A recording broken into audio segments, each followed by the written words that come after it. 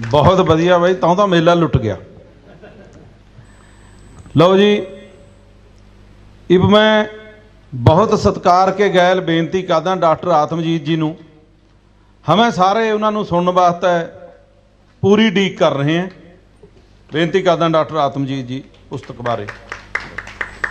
मेरी बेटी परमजीत, फकीर जी, लाभ जी, जिनसवाड़ा जी, गुरमीत जी और गुरप्रीत मेरा बहुत लाडला विद्यार्थी है। जिन्ना माण किया जा सके हो जे शख्स से थोड़ा हैगा। एक समा ऐसा आउंदा जदों तुहाडी औलाद या तुहाडे विद्यार्थी जिहड़े ने वो तुहाडे तो अगे लंघ जाते हैं। मैं चाह रहा कि मेरे बराबर आ गया भी तो अगे लंघ जाए। मेरे आशीर्वाद रहेगा इस बच्चे। मैनू मेरा पुआध नाल सब तो बड़ा संबंध यह है कि मैं 36 साल तो इस धरती का पानी पी रहा। तो मेरे मन च हमेशा आता रहा कि मैं पुआध नाल जुड़ के कोई चीज़ लिख सकां। ये बड़ा अफसोस रहेगा कि मैं बड़ी कोशिश की कि मैंने इत्थों दियां लोक कहानियां मिल जान। पता नहीं किसी ने इकट्ठियां कीतियां होणगियां। एक बंदे ने PhD की है, उन्होंने बड़े तरले मारे पर उन्हें मैंने अपना थीसिस नहीं दिता। पहली बेनती तो मैं पुआध अंतरराष्ट्रीय मंच उन्होंने बेनती करदा कि इत्थों दी लोक कहानियां जरूर इकट्ठियां करो और उन्होंने छापण का प्रबंध करो। मैं अखीर लै दे के हुण एक बड़ी प्रसिद्ध शख्सियत तुहाडे इलाके की ज्ञानी जित सिंह उहदे ते काम कर रहे हैं और मैनूं बड़ा चंगा लग रहा कि मैं उस शख्स उत्ते थोड़ा जिहा काम करने की कोशिश कर रहे हैं। दोस्तों, सभ्याचार की गल हो रही है। भगत आसाराम का नाम पहली बार मैं सुनिया जो मैं मोहाली च आया। एक इत्थे ड्राई क्लीनर हुंदे सीगे, एक फेज ते 6 फेज के विचकार। हुण भी हुण रब उन्हां दी सेहत ठीक रखे। मेरा ख्याल है कि आसाराम सारा ही जुबानी याद से और मैं जो भी कोई जाता सी घट्टो घट्ट 15 तो 20 मिनट की जी है ना बैठक उन्होंने मेरे नाल हुंदी सी ते मैनूं बहुत भरपूर सुणाउंदे सी आसाराम का सारा लिखत जी कलाम है। उदों का मैं जुड़िया होया पुआध की लोक गायकी के नाल और लोक संगीत नाल ते लोक गीतां दे नाल। पर उस तो बाद बहुता वाह नहीं मेरा पै सकिया। सभ्याचार दे बारे एक छोटी जी गल कह के मैं अगे अपनी गल तोरांगा। मैं बड़ी खुल के गल करांगा इन्हां दी पुस्तक बारे भी। मैं चंगी तरह पढ़ के आया, मैं सिर्फ ओपरियां गल्लां नहीं करनियां। मेरी नज़र में सभ्याचार एक बड़ा वड्डा दरख्त हुंदा, एक बाबा बोड़ हुंदा और रुख की जिहड़ी खासियत यह है कि जदों तो असीं उहनूं तां वल देखदे हां तो बहुत फैलदा है। उहनूं तुसीं कट वड्ड के बहुता प्रून नहीं कर सकते, बहुत ज़्यादा उन्होंने तंग नहीं कर सकते, उन्होंने फैलण देना चाहिए। सभ्याचार भी इदा फैलते हैं पर दूजी शर्त यह है जे उहदियां जड़ां मजबूत ने तां। जिस रुख दीयां जड़ां कमज़ोर हो जांदियां ने वो जिद्दां मर्जी फैल ले, उहदा फैलाव सगों उहदे डिग्गण का कारण बन जाता। मैनूं इदां लगदा कि पंजाब वालियां नूं, पंजाबी वालियां नूं, दुआबी वालियां नूं, माझी वालियां नूं, मलवई वालियां नूं ते पुआध वालियां नूं अपने इस सभ्याचार के रुख नूं फैलण भी देना चाहिए पर उहदियां जड़ां नूं मजबूत करके। तो मैनूं इस गल की बहुत खुशी है कि तुहाडा ये मंच उन्हां जड़ां नूं पानी दे रहा और मजबूत कर रहा। और इदां दे गीत जिहड़े साडे सामने आ रहे हैं हुण, ये गीत जिहड़ा ये किसी भी तरह सिर्फ पुआधी का गीत नहीं है, ये टोटल पंजाब का गीत है। जो उस तो भी वड्डा करके देखा जाए हिंदुस्तान का गीत है। लेकिन असी इस इलाके की, इसकी बोली की, ये सभ्याचार की कई पोलिटिकल जियोग्राफिकल कारण होंगे जिन्हां करके बहुत इज्जत नहीं कर सके। पर हुण एक ऐसा समा आ गया कि सानू वो इज्जत जिहड़ी है वो करनी बनती है। इन्हां दी बेटी ने एक गीत तुहाडे सामने रखिया सी और वो बहुत दुख पहुँचाउंदा मन नूं। ਕਈ ਵਾਰੀ ਕੁਝ ਰਚਨਾਵਾਂ ਲਿਖ ਕੇ ਜਾਂ ਪੜ੍ਹ ਕੇ ਦੁੱਖ ਹੁੰਦਾ, ਇੱਕ ਚੰਗੀ ਰਚਨਾ ਪੜ੍ਹ ਕੇ ਦੁੱਖ ਹੁੰਦਾ। ਮੇਰਾ ਇੱਕ ਨਾਟਕ ਆ ਬੜਾ ਮਸ਼ਹੂਰ, ਰਿਸ਼ਤਿਆਂ ਦਾ ਕੀ ਰੱਖੀਏ ਨਾ, ਬੜਾ ਪ੍ਰਸਿੱਧ ਆ, ਹਰ ਥਾਂ ਤੇ ਖੇਡਦਾ, ਇੰਗਲੈਂਡ ਕੈਨੇਡਾ ਇੱਧਰ ਉੱਧਰ ਸਭ ਤੋਂ ਖੇਡ ਕੇ ਆਉਣਾ, ਪਰ ਜਿੰਨੀ ਵਾਰੀ ਖੇਡਦਾ ਉਨੀ ਵਾਰੀ ਦੁੱਖ ਹੁੰਦਾ ਕਿ ਸਾਡੀ ਹਾਲਤ ਇੱਦਾਂ ਦੀ ਕਿਉਂ ਆ।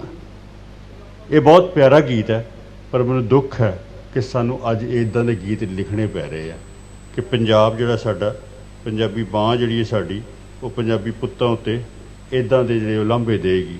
ਅਸੀਂ ਸਾਊ ਪੁੱਤ ਨਹੀਂ ਹੈਗੇ ਆਪਣੀ ਮਾਂ ਦੇ।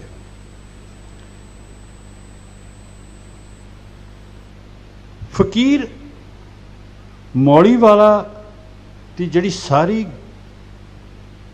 ਸ਼ਾਇਰੀ ਹੈ, ਗੀਤਕਾਰੀ ਹੈ ਜਿਹੜੀ ਸਾਰੀ, ਉਹਨੂੰ ਮੈਂ ਇਸ ਰੂਪ 'ਚ ਦੇਖਦਾ ਕਿ ਜਿਹੜਾ ਸਾਡਾ ਪੁਰਾਣਾ ਸੱਭਿਆਚਾਰਕ ਮੁਹਾਂਦਰਾ ਸੀ।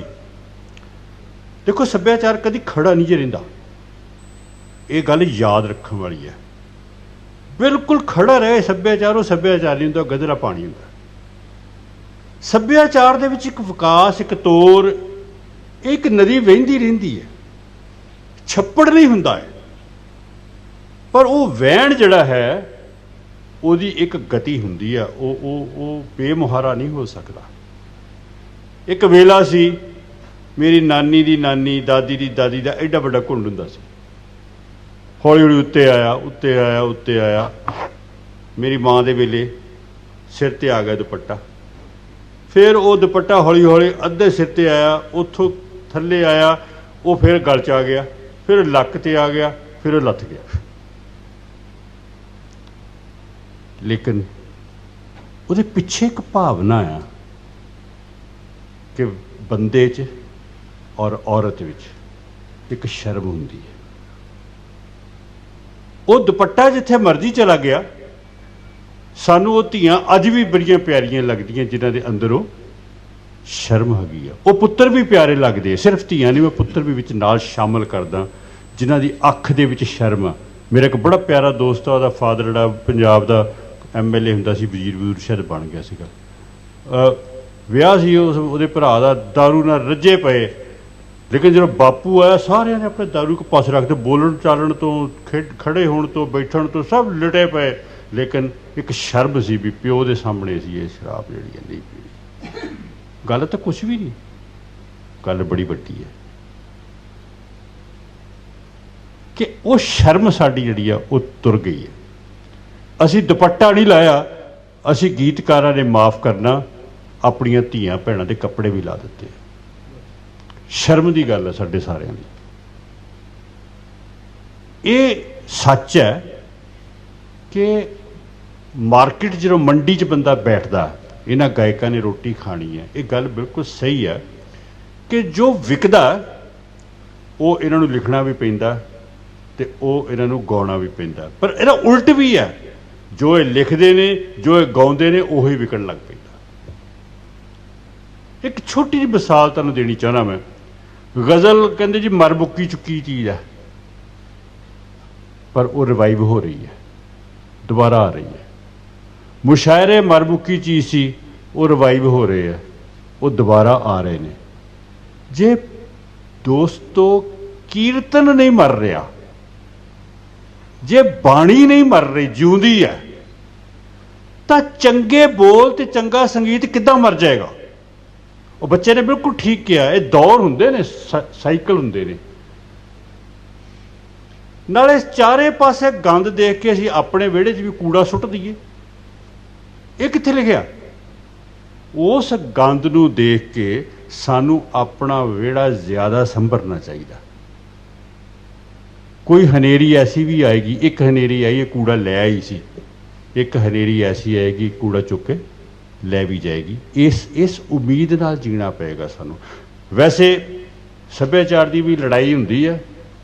ਇਹ ਲੜਾਈ ਮੇਰਾ ਨਹੀਂ ਖਿਆਲ ਕਿ ਇਹੋ ਜਿਹੇ ਕਵੀਆਂ ਸ਼ਾਇਰਾਂ ਦੇ ਜਿਹੜੇ ਸਾਡੇ ਸਟੇਜ 'ਤੇ ਬੈਠੇ ਇਹਨਾਂ ਦੇ ਹੁੰਦੇ ਅਸੀਂ ਲੜਾਈ ਹਾਰ ਜਾਵਾਂਗੇ।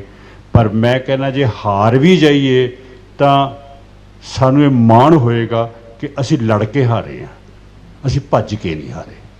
ਔਰ ਇਸ ਤਰ੍ਹਾਂ ਦੀ ਲੜਾਈ ਲੜਨ ਵਾਲਾ ਇਹ ਸ਼ਾਇਰ ਹੈ ਫਕੀਰ ਮੌਲੀ ਵਾਲਾ। ਉਹ ਜਿਹਦੀ ਚੰਨ ਦੀ ਬਰਾਤ ਤੇ ਆਪਾਂ ਬਰਾਤੀ ਬਣ ਕੇ ਅੱਜ ਆਏ ਹਾਂ। ਮੈਂ ਮੁਬਾਰਕ ਦਿੰਦਾ ਇਹਨਾਂ ਨੂੰ ਕਿ ਇਹ ਇੱਦਾਂ ਦਾ ਸ਼ਾਇਰ। ਉਹ ਗੀਤ ਬਹੁਤ ਸੋਹਣੇ ਲਿਖਦਾ,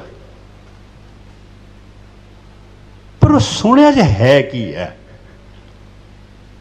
ਉਹ ਸਦਾਚਾਰ ਦੀ ਗੱਲ ਕਰਦਾ, ਉਹ ਸਵੱਛ ਸੱਭਿਆਚਾਰ ਦੀ ਗੱਲ ਕਰਦਾ, ਉਹ ਨੰਗੀ ਗੱਲ ਨਹੀਂ ਕਰਦਾ। ਲੇਕਿਨ ਕੀ ਸਿਰਫ ਇਸੇ ਲਈ ਉਹ ਵਧੀਆ ਗੀਤਕਾਰ ਹੈ ਕਿ ਕੁਝ ਹੋਰ ਵੀ ਹੈ ਉਹਦੇ 'ਚ? ਮੈਨੂੰ ਲੱਗਦਾ ਉਹਦੇ 'ਚ ਬਹੁਤ ਕੁਝ ਹੋਰ ਹੈ ਜਿਹਨੂੰ ਮੈਂ ਥੋੜ੍ਹਾ ਟੱਚ ਕਰਨ ਦੀ ਅੱਜ ਕੋਸ਼ਿਸ਼ ਕਰਾਂਗਾ।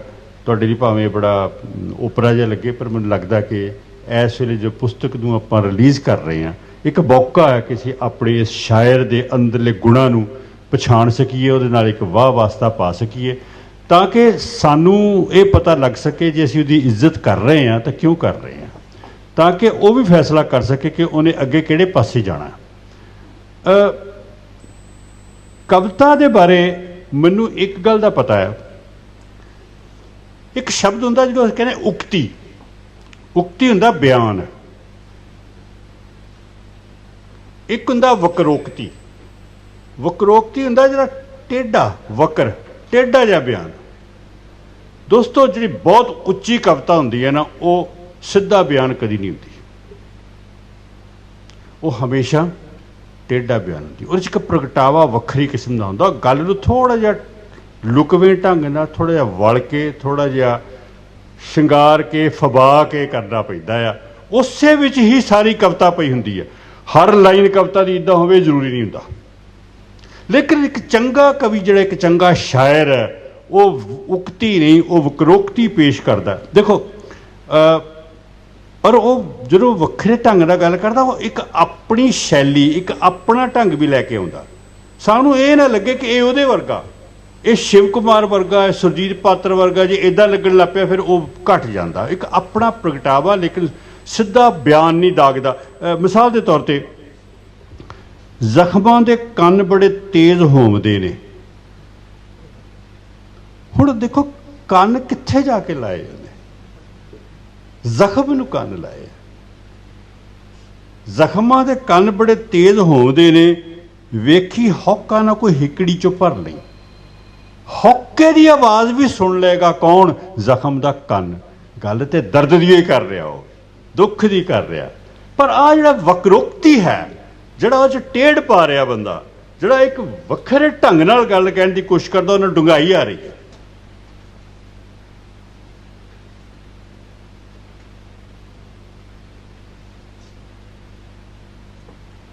ਇਹ ਜਿਹੜੀ ਮੈਂ ਤੁਹਾਨੂੰ ਦੋ ਲਾਈਨਾਂ ਬੋਲੀਆਂ, ਜਿਹੜੇ ਸ਼ਾਇਰ ਨੇ ਉਹ ਜਾਣਦੇ ਨੇ, ਜਿਹੜੇ ਸ਼ਾਇਰ ਨਹੀਂ ਉਹਨਾਂ ਦੀ ਜਾਣਕਾਰੀ ਲਈ ਦੱਸਦੇ ਹਾਂ।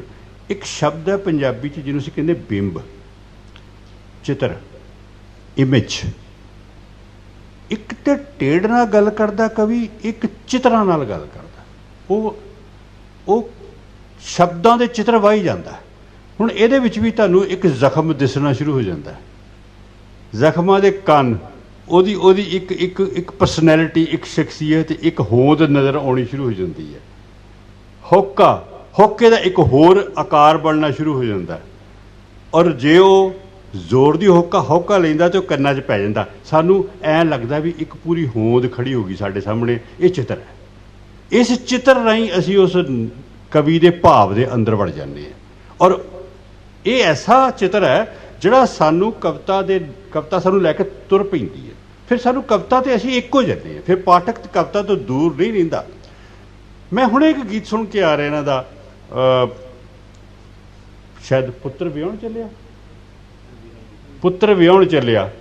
ਇਹ ਆਪਣਾ ਗੁਰੂ ਗੋਬਿੰਦ ਸਿੰਘ ਸਾਹਿਬਜ਼ਾਦਿਆਂ ਦੇ ਉੱਤੇ ਗੀਤ ਹੈਗਾ, ਅਤੇ ਸਿਕੰਦਰ ਸਰਦੂਲ ਨੇ ਗਾਇਆ ਹੋਇਆ। ਉਹਦੇ 'ਚ ਚਿੱਤਰਾਂ ਦੀ ਇੱਕ ਲੜੀ ਚੱਲਦੀ ਹੈ।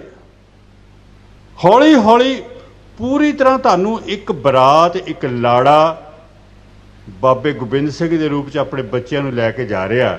ਉਹ ਪੂਰੇ ਦਾ ਪੂਰਾ ਇੱਕ ਚੱਲ ਚਿੱਤਰ ਬਣ ਜਾਂਦਾ, ਇੱਕ ਫਿਲਮ ਬਣ ਜਾਂਦੀ ਹੈ। ਸਟੇਟਮੈਂਟਾਂ ਨਹੀਂ ਦੇ ਰਿਹਾ, ਉਹ ਬਿਆਨ ਨਹੀਂ ਦੇ ਰਿਹਾ, ਉਕਤੀਆਂ ਨਹੀਂ ਦੇ ਰਿਹਾ, ਵਕਰੋਕਤੀ ਵਿੱਚ ਚੱਲ ਰਿਹਾ ਬੰਦਾ। ਔਰ ਉਹ 'ਚ ਇੱਕ ਬਹੁਤ ਕਮਾਲ ਦੀ ਲਾਈਨ ਹੈ। ਉਸ ਲਾਈਨ ਨੇ ਮੈਨੂੰ ਬਹੁਤ ਖੁਸ਼ ਕੀਤਾ ਕਿ ਦੋ ਯੂਸਫ ਲੈ ਕੇ ਜਾ ਰਿਹਾ। ਯੂਸਫ ਬਹੁਤ ਸੋਹਣਾ, ਸਭ ਤੋਂ लेकिन दो यूसुफ होड़ा पहली बारी मैं सुनिया भी दो यूसुफ, दो कमाल दियां सुंदरतावां, दो नूर जड़े ने वो बाबा नाल लैके जा रहे। ये कवि की अपनी पछाण, ये कवि का अपना रंग, जी अपनी मोहर जड़ी वो लाउंदा कि मैं भी हैगा किते।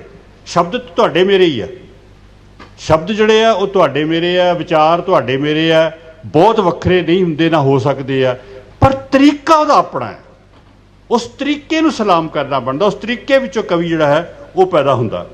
अच्छा एक होर भी एक दो देखो, तुहानूं ठीक लग रहा कि फजूल तो नहीं लगेगी? अच्छा मैनूं पता नहीं, मैं वो गल पुछ लवां। मते जावे ना तिड़क किते, शीशे की सुराही सांभ लै जी बल्लिया, अज मौज दा फकीर लैके सहुरियां तो कच दा समान चलिया। किते नहीं उन्होंने कहा उन्हें भी मैं अज ना लाड़ी लैके जा रहा, किते नहीं कहा उन्हें, कच दा समान लैके चलिया। ये खूबसूरती है, ये वक्रोक्ति है जिहड़ी मैं गल कहने की कोशिश कर रहा। ये बयान नहीं हैगा, ये एक वल पा के एक तरीके नाल, एक शैली नाल, एक अंदाज नाल गल कहने की जिहड़ी आ वो कोशिश है। देखो ये फिर जिन्ना नवांपण कोई लियावे बिंब च, अपने इमेज विच, अपने कहण दे ढंग च जिन्ना नवांपण आवे उन्ना कवि वखरा हुंदा जांदा। हुण देखो सारे पासे बंदूकां दी, गन्नां दी ते अपने गोलियां दी गलबात चल रही है, लेकिन किन्ना नैगेटिवली चल रही है। इस बंदे ने उस बंदूक नूं इग्नोर तो नहीं कीता, पर किदां अपने अंदाज दे विच ਉਹਦੇ ਵਿੱਚੋਂ भी एक ਸੁੱਪੜ ਕੱਢ के चुक के लाया। वाह क्या मैं जो पढ़ी लाइन, कहंदा जानी चाड़ के खराद ते कराए तिखे अंग। तिखे अंगां की औरत की गल असीं करते हैं, रोमांस की गल तो कवि करेगा ही करेगा, गीतां विच नहीं होएगी तो और कित्थे होएगी। लेकिन वो रोमांस की गल करदा किवें है, देखण वाली ये गल है। कई हुंदे लोग नक्शिक वर्णन करन लग पैंदे, औरत दे शरीर का वर्णन करन लग पैंदे, डिग पैंदी गल बहुत सारी उत्थे, और वो वर्णन करने ढंग विच भी बंदा डिग पैंदा। लेकिन ये बंदा कहता जानी चाड़ के खराद ते कराए तिखे अंग। अगली लाइन सुनो, वांग रौंदा दी बैल्ट दे सजाए चिट्टे दंद। मतलब वो बैल्ट जी रौंद वाली है, उन्हें औरत दे चिट्टे दंदां नाल तोल के ਉਹਨੂੰ डिफलैक्ट करता। उन्हें कहा जा तेरी गोलियां चलाउण दी लोड़ नहीं, तेरी ब्यूटी जिहड़ी है मैनूं इस तरह देखण दी कोशिश करांगा। यह हुंदा कि अपने तरीके दे नाल किसी वस्तु नूं, किसी चीज़ नूं, किसी ख्याल नूं एक नवां रंग, एक नवां अर्थ जिहड़ा है वो दे देना। वैसे एक गल मैं होर कहना, वो बच्चे ने जिहड़ी गीत पढ़िया ते आखिरी दो लाइनां शायद छड्ड गई, आखिरी दो लाइनां मैं पढ़ देना। किसे किसे वेले जो बहुत तकलीफ होंदी है ना लेखक नूं, जो सटिया हुंदा, जो अंदरों ਉਹਦੇ ਅੱਗ ਲੱਗੀ ਹੁੰਦੀ है, तो जो लानत पाउणी चाहुंदा, प्यार च नहीं, प्यार तो हमेशा टेढ़ नाल ही कहना पैंदा, इश्क हुसन टेढ़ नाल ही गल करनी पैंदी, तां ही खूबसूरत है। लेकिन जदों बंदा दुखी हो जाए किसी समाजिक कारण तो, किसी समाजिक गतिविधि तो, उदों फिर उस तकलीफ जिहड़ी स्टेटमेंट भी बनती है, वो कविता होंदी है। और वो स्टेटमेंट की है जिहड़ा गीत सी ना, माण करी माई नी पंजाबी पुत्तां उत्ते तैनूं एक दिन इहो जिहा पंजाब मिलूगा, ਉਹਦੇ एंड विच अखीर च लिखदा, ओए निर्लज्जो ओ बेशर्मो शर्म करो, कुछ शर्म करो, मां बोली नूं दाते ला के जेबां नूं ना गर्व करो। ये बयान है, पर यह बड़ा जरूरी बयान है। ये किसी बेशर्म ने, किसी साडे लीडर ने बयान नहीं दिता जिहड़ा इस बंदे ने दिता। इहदी ताड़ियां चाहिए, किस को सानूं शर्म करनी चाहिए। इन्हां दी गीतां नूं पढ़ के ना, इन्हां दे छंद जिहड़ा चलन है ना, चार है। एक तो हुंदा कि संगीतकार संगीत दिंदा। मैं अपने बहुत सारे नाटकां दे गीत जिहड़े खुद लिखदा, और ਉਹਦਾ म्यूजिक जिहड़ा है वो मेरा ਇੱਕੋ ਹੀ ਵੱਡਾ संगीतकार है अतुल शर्मा, वही हमेशा मेरा म्यूजिक दिंदा। तो वो मैनूं पता है कि म्यूजिक किस तरह दिंदा, और म्यूजिक दे विच कई चीज़ां कज लैंदा। ਉਹਦਾ ਮੈਨੂੰ कुछ गीत लिखण का मौका जिहड़ा है वो मिलिया होया, और मैनूं इस गल की खुशी है कि परवेज़ मेहदी वर्गे बंदे ने मेरे गीतां ਦੀਆਂ ਜਿਹੜੀਆਂ ਧੁਨਾਂ ਬਣਾਈਆਂ ਹੋਈਆਂ। ਉਹਦੇ 'ਚ ਇੱਕ ਗੀਤ ਜਿਹੜਾ ਮੈਨੂੰ ਬਹੁਤ ਚੰਗਾ ਲੱਗਦਾ, ਅੱਜ ਹਵਾ ਨੂੰ ਮੈਂ ਪੁੱਛਿਆ ਖਲੋ, ਤੈਨੂੰ ਕਿਤੇ ਮਿਲਿਆ ਕਿ ਨਹੀਂ, ਉਹਨੂੰ ਜਾ ਕੇ ਕਹੀਂ। ਅੱਜ ਹਵਾ ਨੂੰ ਮੈਂ ਪੁੱਛਿਆ ਖਲੋ, ਤੈਨੂੰ ਕਿਤੇ ਮਿਲਿਆ ਕਿ ਨਹੀਂ, ਉਹਨੂੰ ਜਾ ਕੇ ਕਹੀਂ। ਬਿਨਾਂ ਹੰਝੂਆਂ ਦੇ ਅੱਖ ਰਹੀ ਹੈ ਰੋ, ਉਹਨੂੰ ਖੋਰੇ ਪਤਾ ਹੈ ਕਿ ਨਹੀਂ, ਉਹਨੂੰ ਜਾ ਕੇ ਕਹੀਂ। ਇਹਦੇ 'ਚ ਵੀ ਵਕਰੋਕਤੀ, ਇਹਦੇ 'ਚ ਵੀ ਸਟੇਟਮੈਂਟ ਕੋਈ ਨਹੀਂ ਹੈਗੀ। ਤਾਂ ਮੇਰਾ ਕਹਿਣ ਦਾ ਮਤਲਬ ਹੈ ਕਿ ਲੇਕਿਨ ਸੰਗੀਤਕਾਰ ਤੋਂ ਪਹਿਲਾਂ ਗੀਤਕਾਰ ਵੀ ਆਪਣੀ ਕਵਿਤਾ ਦੇ ਵਿੱਚ ਸੰਗੀਤ ਭਰਦਾ। ਮੈਂ ਤੁਹਾਨੂੰ ਉਹਦੀਆਂ ਮਿਸਾਲਾਂ ਦੇਣੀਆਂ ਚਾਹੁੰਦਾ ਹਾਂ। ਆ ਦੇਖੋ, ਇੱਕੋ ਲਾਈਨ ਪੜ੍ਹਦਾ, ਤੁਹਾਨੂੰ ਬੜਾ ਕੁਝ 'ਚ ਲੱਭੇਗਾ। ਇੱਕ ਆਰ ਗਿਆ, ਇੱਕ ਪਾਰ ਗਿਆ, ਇੱਕ ਤੀਰ ਸੀਨੇ ਵਿਚਕਾਰ ਗਿਆ। ਇੱਕੋ ਲਾਈਨ ਹੈ, ਇਹ ਸੰਗੀਤ ਨਾਲ ਭਰੀ ਪਈ ਹੈ। ਇੱਕ ਆਰ ਗਿਆ, ਇੱਕ ਪਾਰ ਗਿਆ, ਇੱਕ ਤੀਰ ਸੀਨੇ ਵਿਚਕਾਰ ਗਿਆ। ਔਰ ਅਗਲੀ ਲਾਈਨ ਜਿਹੜੀ ਹੈ ਵੇਖੋ, ਸ਼ਾਇਦ ਹੈ, ਤਿੰਨ ਤੀਰ ਚੱਲੇ ਦੋ ਨੈਣਾ ਚੋਂ, ਮੈਂ ਦਿਲ ਦੇ ਜ਼ਖਮ ਸਹਾਰ ਗਿਆ। ਦੋ ਨੈਣਾ ਚੋਂ ਤਿੰਨ ਤੀਰ ਚੱਲੇ। ਇਹ ਤੀਜਾ ਤੀਰ ਜਿਹੜਾ ਨਾ, ਇਹਦੇ ਬਾਰੇ ਸੋਚਦੇ ਰਹੋ, ਜਿੰਨਾ ਸੋਚੀ ਜਾਓਗੇ ਉਹਨੇ ਅਰਥ ਖੁੱਲ੍ਹਦੇ ਜਾਣਗੇ। ਇਹ ਉਹ ਅਰਥ ਨੇ ਜਿਹੜੇ ਤੁਸੀਂ ਆਪ ਕ੍ਰੀਏਟ ਕਰਨੇ ਨੇ, ਤੁਸੀਂ ਆਪ ਸਿਰਜ ਲੈਂਦੇ ਹੋ, ਆਪਣੇ ਤਰੀਕੇ ਨਾਲ ਬਣਾ ਲੈਂਦੇ ਹੋ। ਸਭ ਤੋਂ ਗ੍ਰੇਟ ਪੋਇਟਰੀ ਉਹ ਹੁੰਦੀ ਹੈ ਜਿਹੜੀ ਸਾਰੀ ਗੱਲ ਨੂੰ ਖ਼ਤਮ ਨਹੀਂ ਕਰਦੀ, ਗੱਲ ਕਹਿ ਕੇ ਚੱਲ ਜਾਂਦੀ, ਅੱਗ ਲਾ ਕੇ ਚੱਲ ਜਾਂਦੀ, ਤੁਸੀਂ ਬਲਦੇ ਰਹੋ ਉਹਦੇ ਵਿੱਚ, ਤੁਸੀਂ ਉਹ 'ਚ ਉਬਲਦੇ ਰਹੋ, ਸੜਦੇ ਰਹੋ, ਭੁੱਜਦੇ ਰਹੋ, ਜੋ ਕਰਨਾ ਕਰੀ ਚਲੋ। ਉਹੀ ਸਵਾਦ ਜਿਹੜਾ ਬਾਕੀ ਬਚਦਾ, ਨਜ਼ਮ ਪਾਸੇ ਹੋ ਜਾਂਦੀ ਹੈ, ਸ਼ਾਇਰੀ ਪਾਸੇ ਹੋ ਜਾਂਦੀ ਹੈ।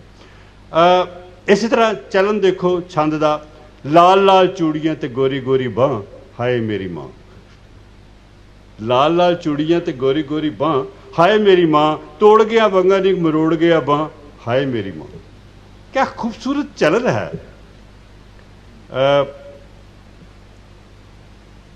आखिर च दो गल्लां निक्की निक्कियां। एक इन्हां दा गीत मैं पढ़िया, वास्ता ही रब दा तू जाई वे कबूतरा, हाल मेरा ढोल नूं सुनाई वे कबूतरा। ਇਹ ਗੀਤ 1956 ਦੇ ਵਿੱਚ ਫਿਲਮ ਦੁੱਲਾ ਭੱਟੀ ਦੇ ਵਿੱਚ ਆਇਆ ਸੀਗਾ।